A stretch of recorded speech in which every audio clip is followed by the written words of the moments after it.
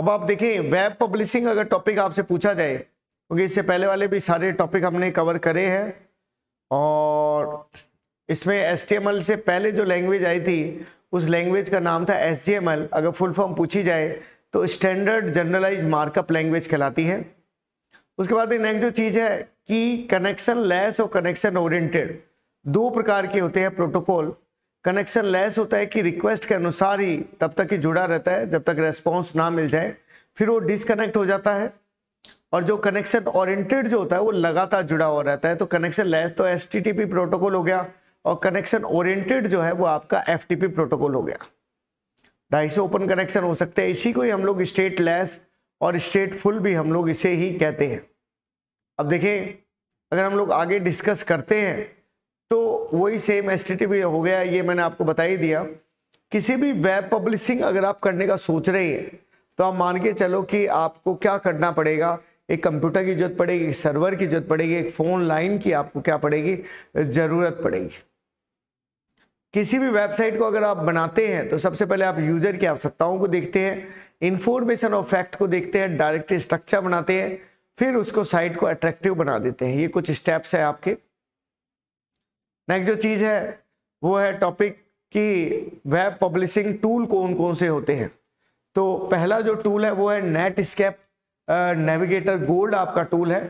Netscape navigator gold जो है, जिसको मैक्रोमीडिया बैकस्टेज भी हो गया, एडोब पेज मिल, साइट मिल, होटडॉग, ये सारे हमारे कुछ टॉपिक है जो आपको ध्यान रखने हैं। इसी तरह से गो लाइव हो गया, हॉट मेटल हो गया, web edit, Dreamweaver. Netscape जो है वही टेम्पलेट और पेज विजार्ड की फैसिलिटी आपको देता है। वेब पब्लिशिंग एनवायरनमेंट आपको प्रोवाइड कराता है, पैराग्राफ फॉर्मेटिंग टूल आपको प्रोवाइड कराता है। फिर मैक्रोमीडिया बैकस्टेज कौन सा है, यह end to end website develop करवाता है, और इसी तरह से डायनेमिक रूप से मल्टीमीडिया और डेटाबेस को जोड़ने में आपको क्या करता है, मदद करता है। पेज मिल जो है वो फॉर्म्स को, ग्राफिक्स को फॉर्मेटिंग में यूज में आता है। दो प्रकार के मोड जो है वो आपके पेज मिल में पाए जाते हैं। पहला जो मोड जो होता है वो आपका ब्राउजर मोड होता है, नेक्स्ट जो मोड होता है वो एडिट मोड आपका होता है। RTF फॉर्मेट का यूज करता है, जिसे हम बोलते हैं रिच टेक्स्ट फॉर्मेट हम लोग कहते हैं।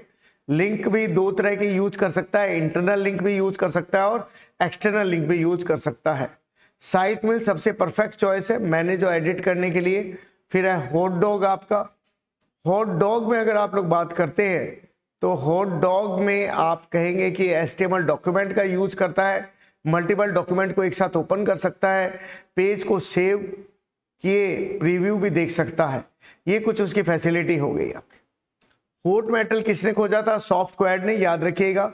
फ्रीवेयर एडिटर है, Microsoft front page, Macromedia features इसमें पाए जाते हैं। और WISI के अनुसार काम करता है, मतलब व्हाट यू से इज व्हाट यू गेट के अनुसार ये कार्य करेगा। इसी तरह से टेम्पलेट सिस्टम इसमें पाया जाता है, बिल्ट इन ग्राफिक्स मोड पाए जाते हैं। गो लाइव के अंदर ड्रैग और ड्रॉप की फैसिलिटी होती है। वेब एडिट में टूल्स बार पाए जाते हैं जिसमें शॉर्टकट कीज होती है। फॉर्म ऑफ फ्रेम की फैसिलिटी उसके अंदर पाई जाती है। ड्रीम वीवर ज्यादातर जो ई कॉमर्स और ई बिजनेस में जो यूज होता है वो हमारा ड्रीम वीवर कहलाता है। तो ये कुछ आपको मैं नेक्स्ट जो है HTML के अंदर HTML स्टाइल्स का कलेक्शन होता है। HTML आप किसी भी OS पे, किसी भी हार्डवेयर पे आप लोग रन कर सकते हैं। टिम बर्नर्ली जो है उसने इसको जो है खोजा था HTML को। कौन कौन से एडिटर है जो आपको ध्यान रखने हैं, जैसे ईमैक हो गया, VI एडिटर हो गया, नोटपैड हो गया, ये सारे उसके क्या है एग्जाम्पल है। एक्सटेंशन .html.htm होता है, और इसके अंदर आप जो है लेफ्ट एंगल और राइट एंगल ब्रैकेट्स का आप लोग क्या करते हैं, यूज करते हैं। इसी तरह से अगर बात करते हैं तो टाइटल आप जो लेते हैं वो 64 कैरेक्टर का आप ले सकते हैं। एड्रेस के अंदर आप एड्रेस एलिमेंट की जानकारी इसके अंदर दे सकते हैं। इसी तरह से बॉडी जो है वो बैकग्राउंड कलर आप देना चाहो, BG कलर बदलना चाहो, टेक्स्ट जो है उसका कलर अगर बदलना चाहो, लिंक का कलर अगर बदलना चाहो, तब आप इसका उपयोग लेते हैं। और A लिंक जो होता है वो एक्टिव लिंक के लिए है, V लिंक जो है विजिटेड लिंक के लिए होता है। और इसी तरह से अगर पूछा जाए कि हेडिंग कितने प्रकार की होती है तो H1 से लेकर H6 तक की आपकी हेडिंग पाई जाती है। उसके बाद ये ब्लॉक ओरिएंटेड एलिमेंट कौन कौन से होते हैं, BR हो गया, HR हो गया, B है, V है, U है, और सॉरी फॉन्ट है, UL है, OL है, ये सब ब्लॉक ओरिएंटेड कहलाते हैं। अगर हम लोग डिस्कस करते हैं HR के बारे में, तो ये हॉरिजॉन्टल रूल है लाइन देने के लिए, जैसे अलाइन लेफ्ट करना है, राइट करना है, सेंटर करना है, उसके साइज को हम लोग बदल सकते हैं, उसके विड्थ को हम लोग बदल सकते हैं। इसी तरह से फॉन्ट के साथ में आप फॉन्ट का फेस दे सकते हैं। अगर पूछे जाए भी कौन कौन से एट्रीब्यूट होते हैं, तो आप बताएंगे सर फॉन्ट का फेस होता है, फॉन्ट के साइज होता है, बाय डिफॉल्ट जो साइज है वो 3 का होता है, और कलर आप अगर देना चाहो तो हेक्साडेसिमल में आप कलर वैल्यू दे सकते हैं। लिस्ट के बारे में अगर पूछा जाए तो आप बताएंगे कि लिस्ट जो है वो 3 प्रकार की होती है, एक बुलेटेड लिस्ट होती है, एक नंबर लिस्ट होती है, एक डेफिनेशन लिस्ट होती है।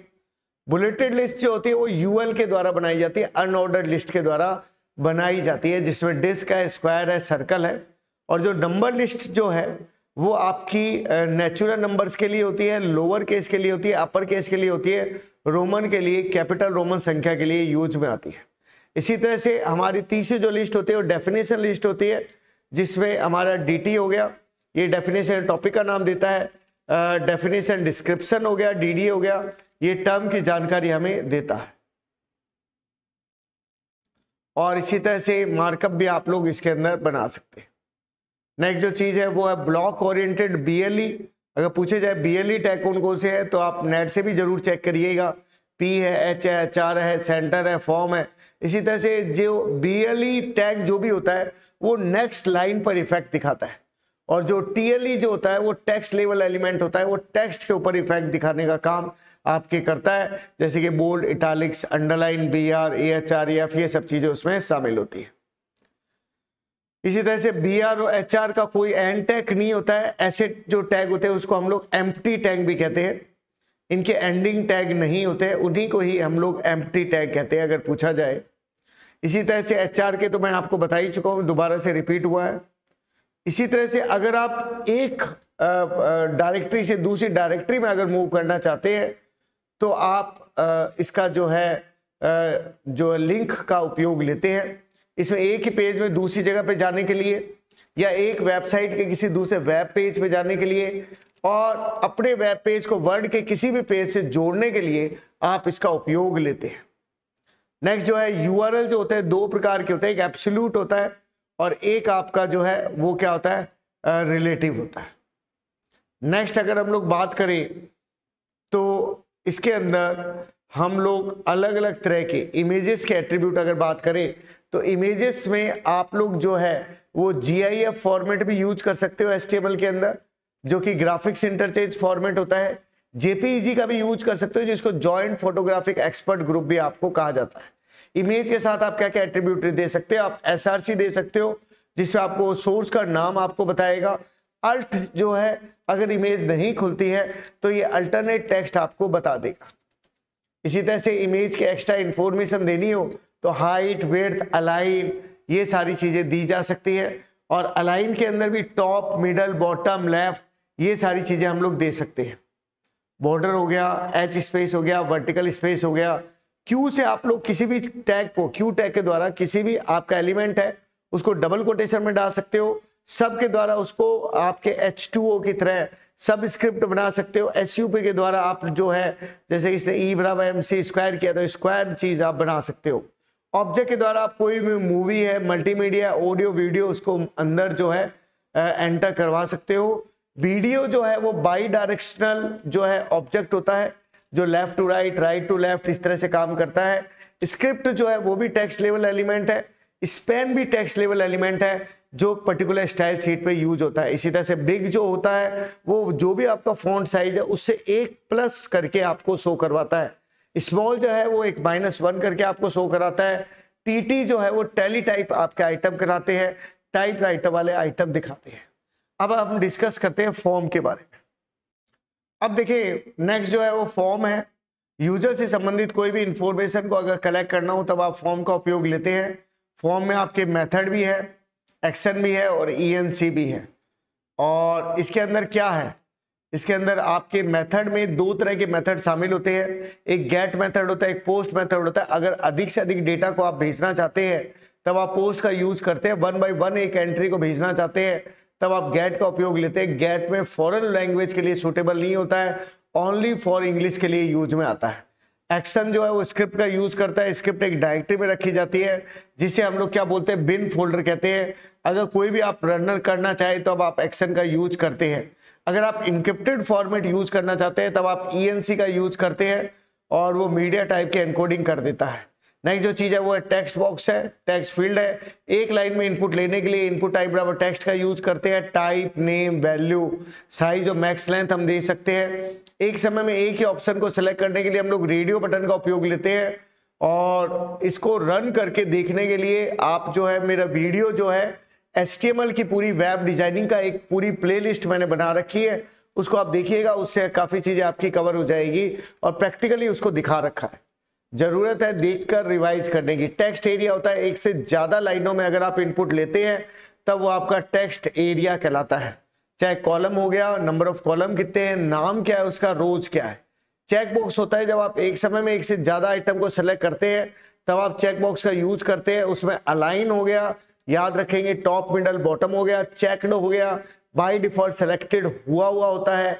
मैक्स लेंथ हो गया, बाय डिफॉल्ट अनलिमिटेड जो साइज है वो उसमें दिया जाता है। फिर नाम हो गया, प्रोग्राम का नाम, साइज हो गया और SRC में वो पाथ हो गया।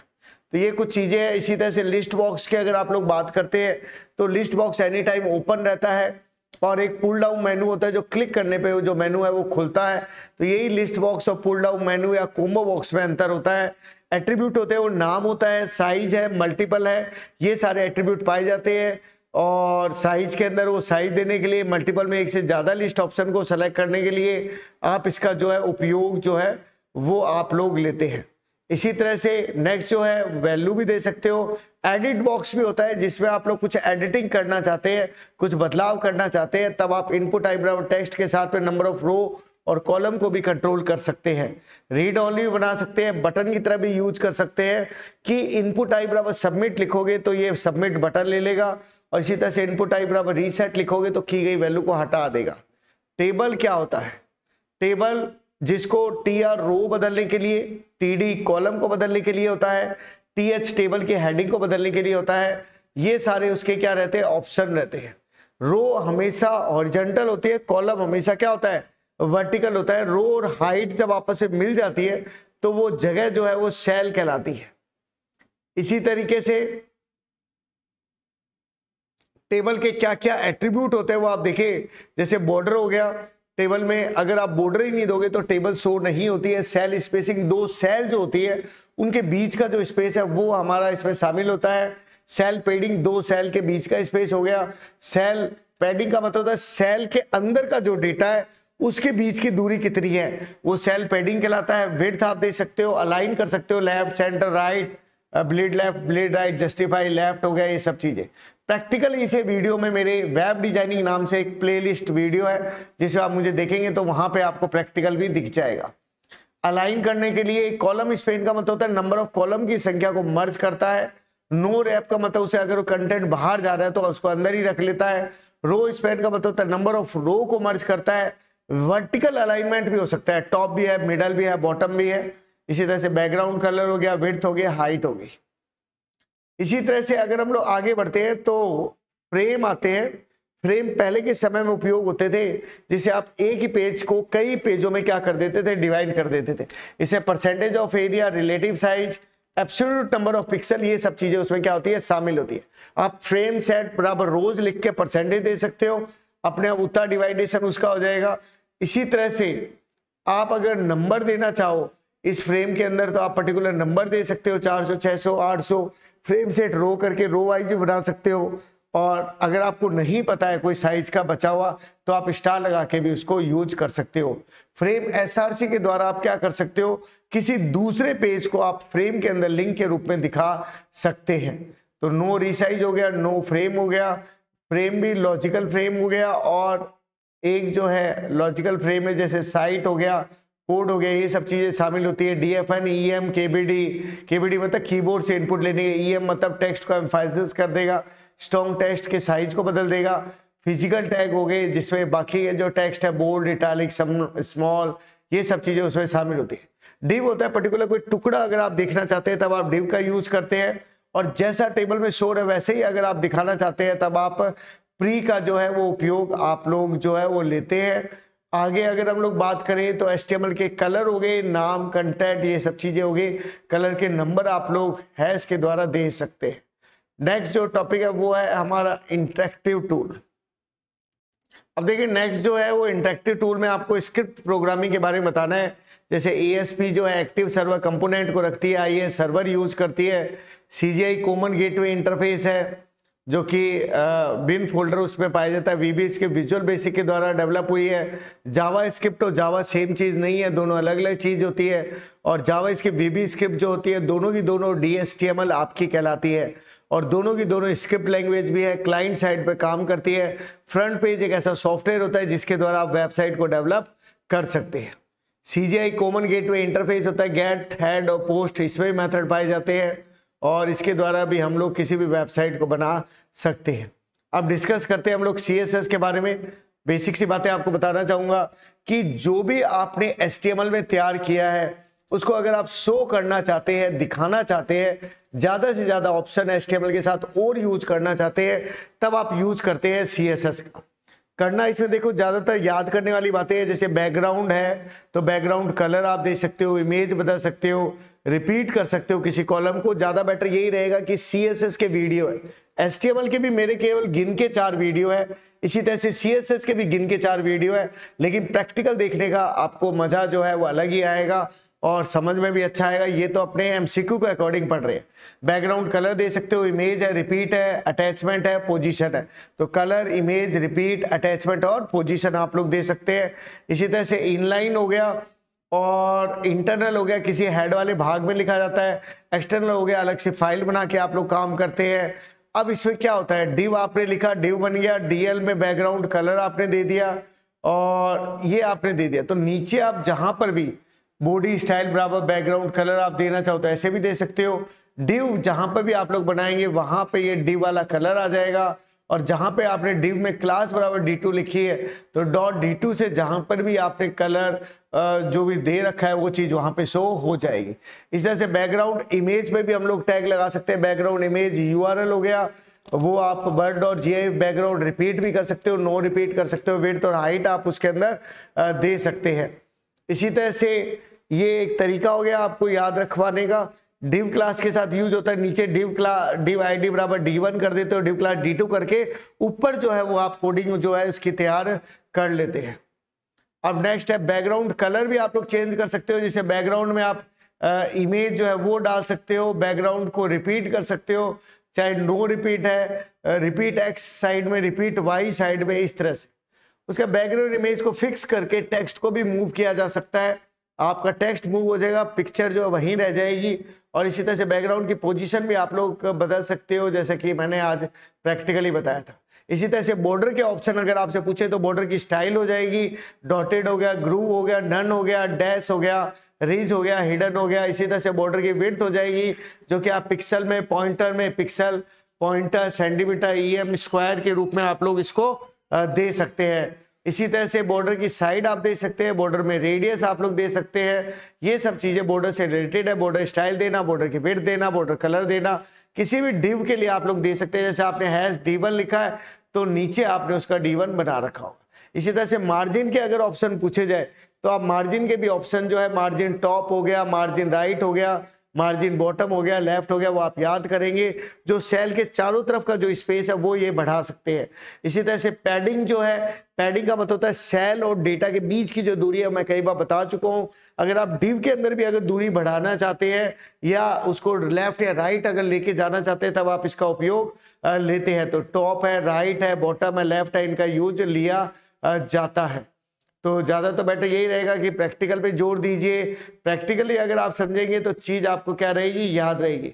बॉक्स मॉडल आखिर क्या होता है, इससे मार्जिन है, बॉर्डर है, पैडिंग है और कंटेंट को शामिल किया था। वापस से सुनिएगा, मार्जिन, बॉर्डर, पैडिंग और कंटेंट, इन तीनों की वजह से हमारा जो बॉक्स बनता है उसके लिए एक बारी में ही आप बॉक्स मोड का उपयोग लेकर आप जो है वो कार्य कर सकते हैं।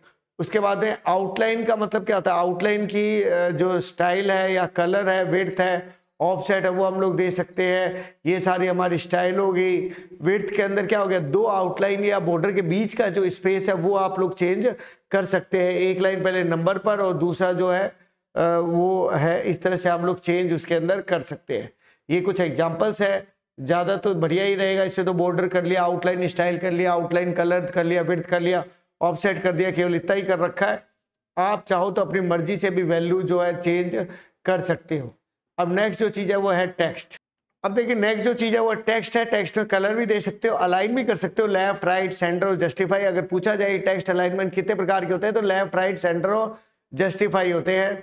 टेक्स्ट लाइन लास्ट लाइन पर भी डाल सकते हो, टेक्स्ट में डायरेक्शन दे सकते हो। वर्चुअली भी बेस लाइन हो गया, टॉप हो गया, बॉटम, सब और सुपर को यूज कर सकते हो। टेक्स्ट डेकोरेशन में ओवरलाइन हो गया, लाइन थ्रू हो गया, वंडर लाइन हो गया, सब चीजें इसमें शामिल होगी। टेक्स्ट स्पेसिंग का मतलब होता है, एक तो टेक्स्ट इंडेंट होता है, पहली लाइन के अकॉर्डिंग होता है। लेटर स्पेस का मतलब लाइनों के बीच का डिफरेंस हो गया। लाइन हाइट, उसकी लाइन की आपकी हाइट बढ़ा दी। व्हाइट स्पेस, बीच का स्पेस बढ़ा दिया। टेक्स्ट शैडो मतलब वो जो है उसको शैडो दे देगा। ये उसके कुछ प्रैक्टिकल एग्जाम्पल है, करके आप देखिएगा और इसका आउटपुट आप जरूर देखिए। फॉन्ट फैमिली क्या होती है, फॉन्ट अगर आप चेंज करना चाहो तो इनमें से आप कोई भी फॉन्ट जो है serif, sans serif, monospace, cursive, fantasy, इसको यूज कर सकते हो। फॉन्ट वेब सेफ होता है, फॉन्ट फॉल बैक होता है, फॉन्ट स्टाइल होती है, फॉन्ट में वेट होता है, फॉन्ट वेरिएंट होता है, फॉन्ट साइज होता है, वो सेम चीज़ है। फॉन्ट का गूगल से ले सकते हो, फॉन्ट को पेयर आप लोग कर सकते हैं। देखिए ये एग्जाम्पल अपने बना भी रखा है, जिसे #D2 करके अपने फॉन्ट फैमिली चेंज करवा ली। फॉन्ट का साइज, फॉन्ट का वेट आप इस तरह से नीचे भी PID = D1, PID = D2 को करके ऊपर कॉल कर सकते हैं। आइकन भी बना सकते हैं, उसे FA क्लाउड का उपयोग जो है आइकन के रूप में लिया जा सकता है। फिर आपके लिंक हो गए, active link, visited link, hover और एक्टिव लिंक। ये मैंने आपको बताया था, जो पूरा जो अपना माउस मूव कर रहा है उसके अकॉर्डिंग ये कार्य करती है। अब लिस्ट में भी क्या है, लिस्ट के स्टाइल है, वही सर्कल है, स्क्वायर है, अपर है, लोअर अल्फा है, वो सब चीजें इसमें शामिल हो जाएगी। लिस्ट की पोजीशन सारी शामिल होगी। लिस्ट के कोडिंग आप लोग याद रखें। और इसी प्रकार से टेबल आ गया, टेबल का size, text align, vertical align, table की बॉर्डर हो गई, बैकग्राउंड कलर हो गया, ये सब चीजें हमने बता दी। फिर इनलाइन एलिमेंट कौन कौन से होते हैं, ये नई लाइन से शुरू नहीं होते, उसी लाइन में चालू रहते हैं, उसको हम लोग इनलाइन कह देते हैं। और पोजीशन जो है स्टैटिक लिखोगे तो टॉप, बॉटम, लेफ्ट और राइट, और आपका जो है प्रॉपरली प्रभावित नहीं होता है। और इसी तरह से अगर हम लोग फिक्स की बात करते हैं तो व्यू पोर्ट आ गया, पोजीशन के अनुसार देखता है, टॉप, राइट, बॉटम का यूज करते हैं। एब्सोल्युटली भी चाइल्ड के पीछे रिलेशनशिप दिखाता है, स्ट्रिक्टली स्ट्रॉन्ग पोजीशन के अनुसार कार्य करता है। और जो लास्ट वाला जो है वो जेड इंडेक्स हो गया, ओवरलैपिंग और पोजीशन के कारण आउटपुट नहीं दे पाता है। तो ये सब चीज़ें हो गई आपकी। नेक्स्ट जो चीज़ है वो है आपके CSS ओवरफ्लो। इसे विजिबल, हिडन, स्क्रॉल और ऑटो, 4 प्रकार के स्क्रॉल बार पाए जाते हैं। अब देखिए नेक्स्ट जो चीज़ होगी, ये तो आपने क्या कर लिया, स्क्रॉल हो गया, ऑटो हो गया, हिडन हो गया, ये आपके ओवरफ्लो के तरीके हो गए। तो CSS फ्लॉट भी है, फ्लॉट टाइप में बदलने के लिए, इनहेरिटेंस में बदलने के लिए और क्लियर करने के लिए, ये सब चीज़ें इसके अंदर क्या हो जाएगी, शामिल आपकी आ जाएगी। ठीक है, बताएं भाई क्या कंडीशन है आपकी। अब देखिए इसके अंदर क्या है, जावास्क्रिप्ट भी आप लोग यूज कर सकते हैं। जावास्क्रिप्ट के अंदर HTML, CSS, जावास्क्रिप्ट ऑब्जेक्ट हो गया, ये शामिल होता है। ब्रेंडन ईच ने खोजा था। और 4 तरीके, इनर हो गया, डॉक्यूमेंट हो गया, विंडो हो गया, और console.log से आप दिखा सकते हैं। ऑपरेटर, वैल्यू, एक्सप्रेशन, कीवर्ड, सारे उसी तरह की चीज़ें हैं जो आप नॉर्मल किसी भी प्रोग्रामिंग लैंग्वेज, चाहे जावा में, C# में, C में, C+ स्ट्रिंग हो गया, और जावा इसके वेरिएबल हो गए जो वैल्यू हम लोग असाइन कर। Operator, assignment, arithmetic, string operator, देखिए स्ट्रिंग ऑपरेटर भी होता है 2 को जोड़ने के लिए। कंपैरिजन ऑपरेटर भी होता है जो कि 2 ऑपरेटर के बीच कंपैरिजन करता है वैल्यू को। लॉजिकल ऑपरेटर भी यही करता है। Type conversion, type of, instance of का उपयोग लेते हैं। और ये मैंने अभी आपको करके बताया ही था। एप्लीकेशन उसकी क्या क्या होती है, ये सब चीज़ें आपको ध्यान रखनी है। डेटा टाइप आपको सारों के याद करने, इसके नहीं याद करने, नॉन प्रिमिटिव या प्रिमिटिव, सारे तरह के डेटा टाइप क्या किए जाएंगे, याद किए जाएंगे। और रूल वही है कि जो है अपर केस और लोअर केस 2 अलग अलग होंगे, अंडरस्कोर का यूज करेंगे, वो सेम ही चीज उसमें आ जाएगी लॉकर। अब आप देखें